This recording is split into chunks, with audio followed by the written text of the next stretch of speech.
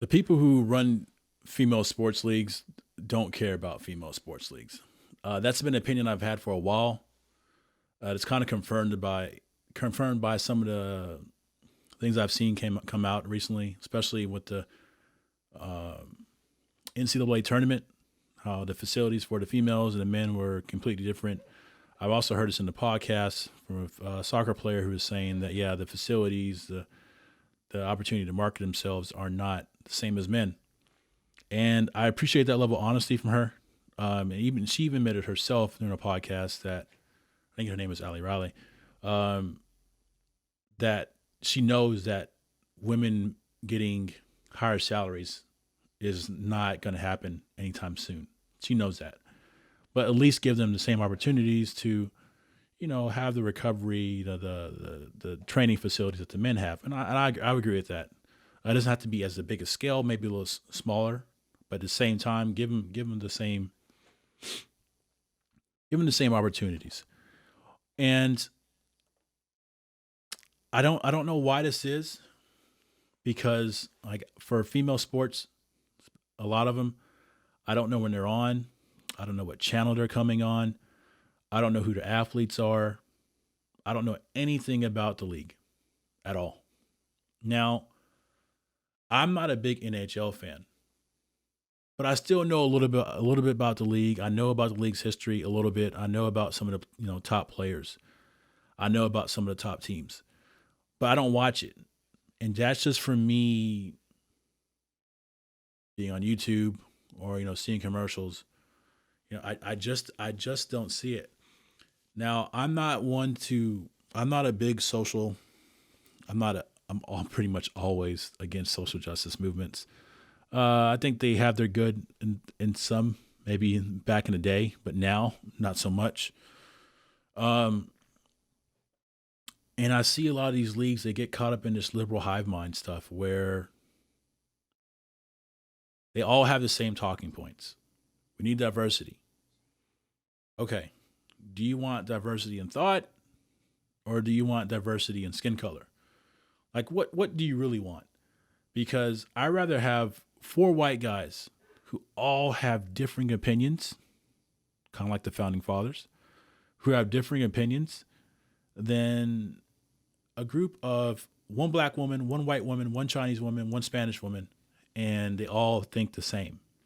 You're going to get the same outcome that you've been getting because you're not thinking outside of the box. You guys all have the same school of thought. And I can go on another tangent about this in another video. But again, I don't know if they're using the female leagues as a stepping stone to get to where they want to go or they just don't care. It's really hard for me to understand. For example, when the U.S. national team, the female team, played the group of 15-year-old boys and they lost, 5-2 or something like that. We used to joke about the best NFL team playing the worst, or excuse me, the best college team playing the worst NFL team. Who would win? Obviously, it's going to be the best NFL team or the worst NFL team because the NFL is the top of the top. At least that's what we think. But you never saw that game played. For one thing, I think we'd be bad for marketing if they did lose to a top college team. You don't want to see that. And I think that was bad for whoever scheduled that game, whoever allowed that to get out that they lost, should have been fired on the spot.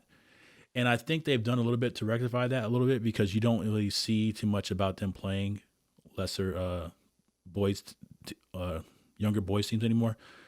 And I know that when I was in high school or middle school, I used to play basketball and we used to play the female varsity team. And the coach would be like, I would ask the coach, how come we're not playing the at least the JV or the varsity? He was like, well, for one thing, you guys will get the break speed off of you. And the next thing is that varsity female basketball is about the equivalent of middle school basketball. So okay, so I get why they did it, and I get why they probably play those games because they're probably much better than the college athletes. But again, at the same time, you don't want that type of stuff to come out to hurt the league. And for a personal story, When I was working at a middle school about 10 years ago, a couple of girls caught me in the hallway and they were like, Miss Logan, how come you never come to our games? I always went to the boys' games or show up late so I can watch the boys' game, but I would never watch the girls' game. And I was like, I don't know. I was like, okay, I'll go to one game. In my mind, it's like, I don't want to go watch you guys play your trash soccer game. That was my mind as a kid. I was, in my early 20s. That was my way I was thinking. I was like, okay, I'll just go to one, get this over with. I don't have to worry about this anymore. After that game, I found myself going to almost every single female game there was that season that I could go to. And I didn't start going because, I felt guilty. I started going because I got to know these girls. I got to know about the sport and understand it a little bit better. And it made me care. These sports leagues today don't make me care. And they don't understand that sports is the original reality TV.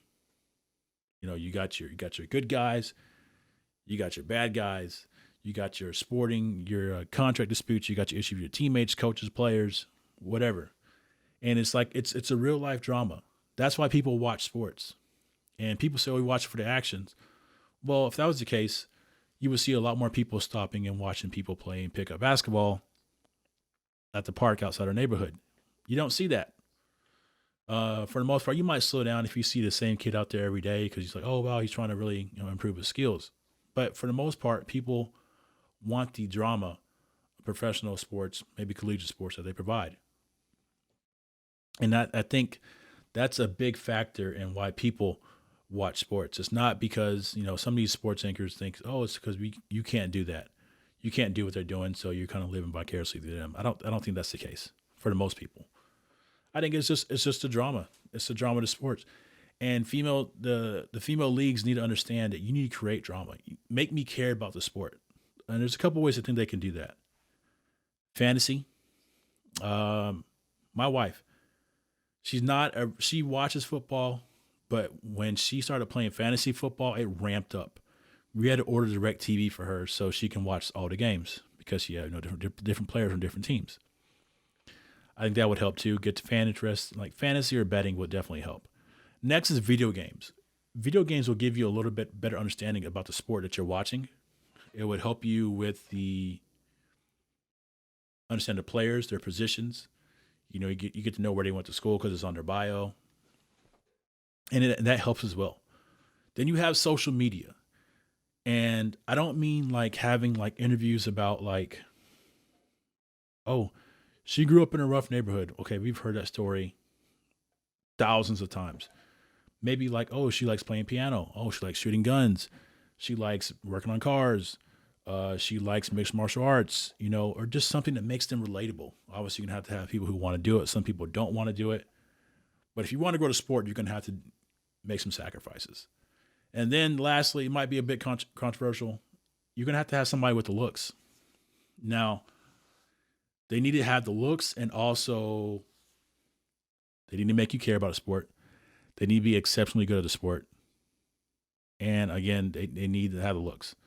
So I think that would help female sports. I'm just being honest about that last one because I think looks will definitely drive viewership up. Not everybody has to be a supermodel, but just that one person that gets people to watch.